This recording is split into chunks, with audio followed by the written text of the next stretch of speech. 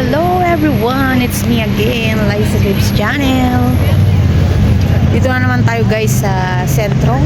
Ay nakikipag-meet tayo ng kaibigan.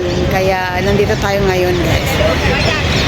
Sobrang dami ng tao kahit hapon na.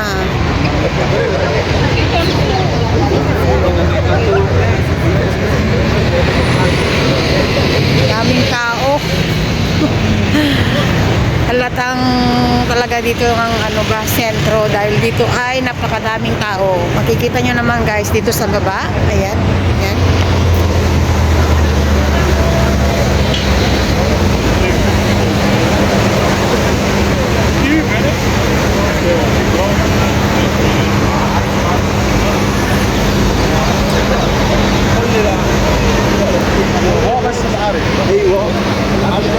At inaantay ko yung aking katagpo at hindi pa rin dumadating, kaya dito muna tayo sa tabi-tabi at tayo ay mag-video-video muna tayo dito sa kapaligiran ng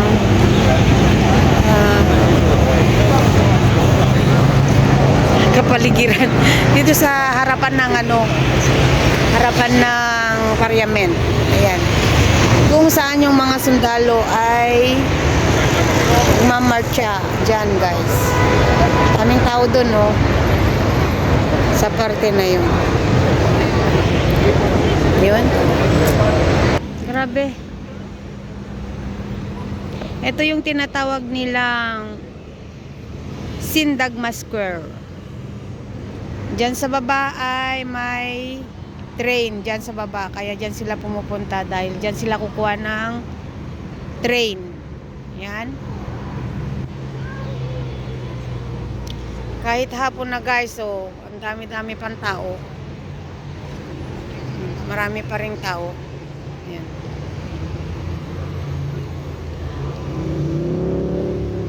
Tinaantay ko yung kaibigan ko, sana kaya hindi ko pa rin natatagpuan. Manggagaling kasi dyan sa baba, dyan sa may train. Kaya dito ako nagabang para hindi na kami maghanapan. Kaya pag bungad niya dyan sa baba, makikita na niya ako. Daming tao talagang namamasyal. Sabado kasi ngayon, kaya kaya ang dami. Ang ganda ng fountain guys. Ayan ayan Diyos ko, dami ng tao dito sa Greece. Dami ng Pilipino, kababayan natin na katulad nating OFW dito, na marami pang nagsisidatingan.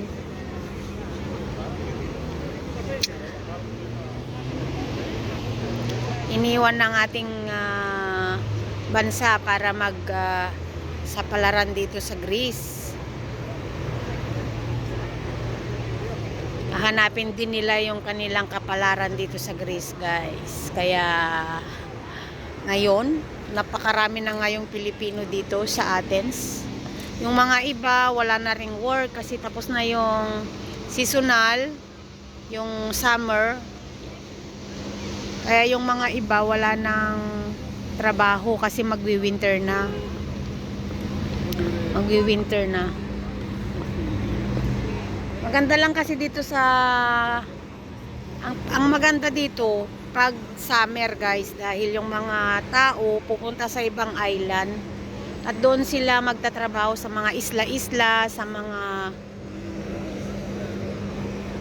mga resort, sa hotel, restaurant, ganyan.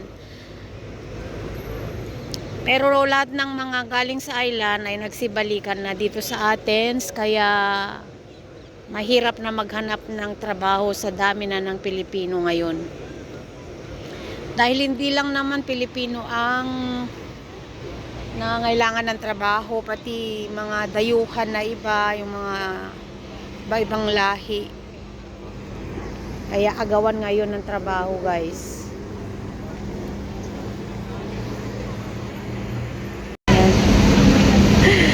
Yun guys, andun sa baba ayun Totoo yung aking sinasabi guys, ngayong winter mahirap maghanap ngayon ng trabaho. Dahil lahat ng galing sa island, yung mga galing sa island at pumunta na dito sa Athens, ay kailangan nila maghanap ng panibagong work. Lalo na yung mga seasonal. Yung mga seasonal na katulad ng nakikita ko dito na mahihirapan sila maghanap ng trabaho. Gawa nga na wala silang permit. May mga seasonal kasi na umuwi din sa Pinas, tapos babalik sila sa summer. Yan. Meron naman ding seasonal. Yung ibig sabihin yung seasonal, yung ano lang, yung mga seasonal, yung mga pang summer lang. Meron ding hindi umuwi. Kasi syempre nga naman nandito ka na, uuwi ka pa. Sayang din naman yung magagastos doon sa pamasahe. Kasi hindi ka pa nakakabawi sa gastos mo pagpunta dito, tapos uuwi ka na. Kawawa naman sila, lalo pag yung mga pumunta dito ay nag-loan o di kaya nangutang lang para meron silang gagastusin papunta dito sa Greece, kasi hindi naman basta-basta yung nagasto nila dito pagpunta. Sobrang laki, guys.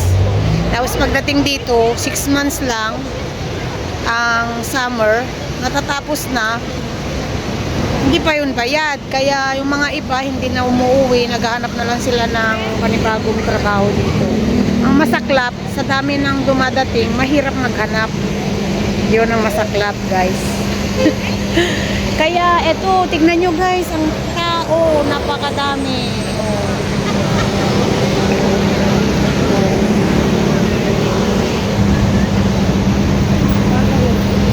Lalo bukas ay linggo, day off yung mga ibang mga nasa bahay na mga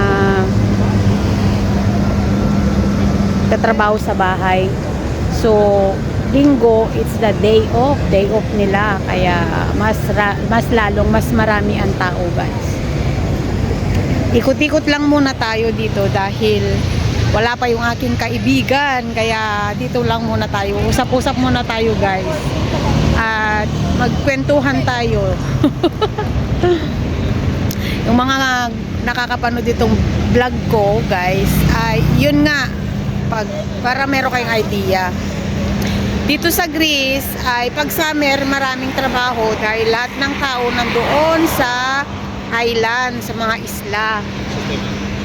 Tapos pagdating naman pagkatapos naman ng summer, balik lahat ng mga Pilipino galing isla papunta dito sa Athens. Yun ang pagkahirap-hirapan na maghanap ngayon ng trabaho. Dahil syempre naman kung ilang libo yung pumunta sa isla, tapos babalik ulit dito sa Athens na maghanap ng trabaho. Kaya maraming pati amo ay namimili na rin pati, kaya yun yung masaklap. Tapos hihingin ka pa ng mga document, kung wala kang may papakita na document sa kanila na ikaw ay legal dito sa Athens, ay hindi ka makakapasok kung wala kang mga documents na yun. Pero kung meron ka naman, easy lang naman, kasi syempre priority nila yung may document kaysa yung walang document. Kaya yun lang yung anuhan ng advantage ng may documents saka walang documents. Pwede din naman sila makahanap ng trabaho, pero pahirap.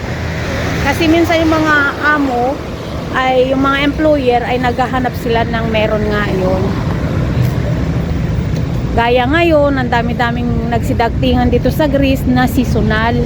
Ang seasonal naman ngayon, hanggang 6 months lang, pwede silang umuwi ng Pilipinas. Kaya lang yun na nga yung sinasabi ko, na yung 6 months na yun, na pagtrabaho nila dito, hindi pa rin sila bayad kung umutang sila ng ginastos nila papunta dito sa Greece. Kaya nakakaawa naman sila, di ba, guys? Umutang-utang pa sila, nag-loan, tapos saglit lang naman yung trabaho dito, uwi na. Tapos pagdating dito sa anong pangalan nito? Pagdating dito sa Greece, galing island, magdating dito sa Athens, pahirapan pa ang mahanap na trabaho. Yan. Ano na lang ba? Serte-sertehan na lang. Sertehan na lang talaga, guys. Kasi syempre, kung hindi ka maano din sa trabaho, kahit nakapasok ka na, kung hindi ka gusto ng amo, tatanggalin ka pa rin nila, guys. So, yan na nga. Tuloy, babalikan ko kayo mamaya, guys. At dumating na yung aking friend. At wait lang. Ayan na, yung kaibigan ko. Oh, yan. So, ayun na nga, guys. Nandito na ako sa bahay. Ay, tapos na yung aking paglalakwatsa at nahanap ko na yung hinahanap ko kanina. So, nandito na ako, guys, sa aming home. Yan. So, hanggang dito na lang aking vlog for today, guys. See you next vlog and thank you for watching. Bye-bye!